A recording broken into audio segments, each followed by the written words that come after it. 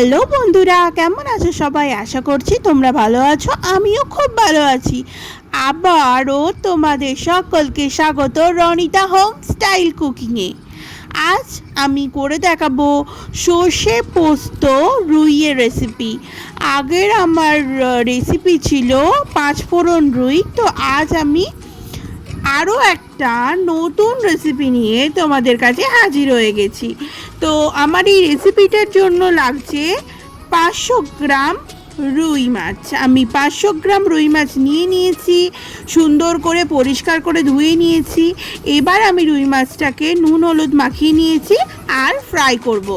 কড়া বসিয়ে দিয়েছিলাম, তাতে তেল গরম হতে দিয়ে দিয়েছিলাম। তেল গরম হয়ে গেছে, তারপরই আমি রুই মাছটা দিলাম।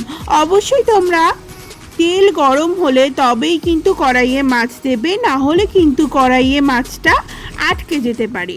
তো এবার আমি সুন্দর করে আমার মাছটা ফ্রাই করে নেব। দেখতেই পাচ্ছ আমার মাছটা অলরেডি ফ্রাই করা হয়ে গেছে। আমি কড়াই থেকে আমার মাছটাকে তুলে নিচ্ছি। আর এই মাছ ভাজার তেল যেটা রয়েছে এটা আমি ফেলবো না, এই তেলেতেই আমি পুরো রান্নাটা করব। একটা একটা করে আমি পুরো মাছগুলো ধুয়ে নিয়েছি। কড়াইয়ে দিয়ে দিলাম কালো জিরে, আর তাতে দেব পেঁয়াজ কাঁচা লঙ্কার পেস্ট। আজকের রান্না রুই মাছের সর্ষে পোস্ত, যার জন্য আমার পোস্ত আর সর্ষে এই দুটো মেন উপকরণ। তো কড়াইয়ের মধ্যে আমি পেঁয়াজ বাটা দিয়েছিলাম, লঙ্কা বাটা দিয়েছিলাম, ফ্রাই হয়ে গেছে। এবার আমি দিয়ে দিচ্ছি পোস্ত বাটা। 3 চা চামচ আমি পোস্ত পাতা দিয়ে দিলাম। এবার সুন্দর করে এটা ফ্রাই করে নেব। পোস্ত বেশিক্ষণ ফ্রাই করতে লাগে না। দিয়ে দেব আমি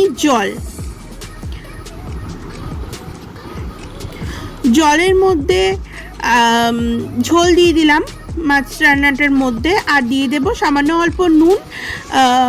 নুন কিন্তু আমার মাছের মধ্যেও মাখানো ছিল, তো সেই অনুযায়ী তোমাদের পরিমাণ মতো নুনটা দেবে।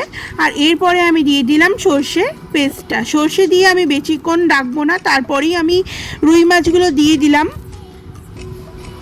এবার রুই মাছগুলো সামান্য অল্প ফুটবে, ঢাকা দিয়ে রেখে দেবো 10 মিনিটের জন্য। আর এই যে আমার রেসিপিটা কিন্তু একদম তৈরি হয়ে গেছে। তোমরা দেখতেই পাচ্ছ সামান্য কিছু উপকরণ দিয়ে আমি আমার মাছটা সুন্দর করে রান্না করে নিয়েছি।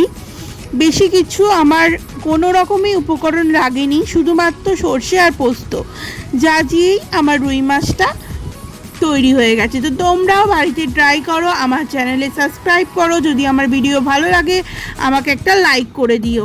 ধন্যবাদ।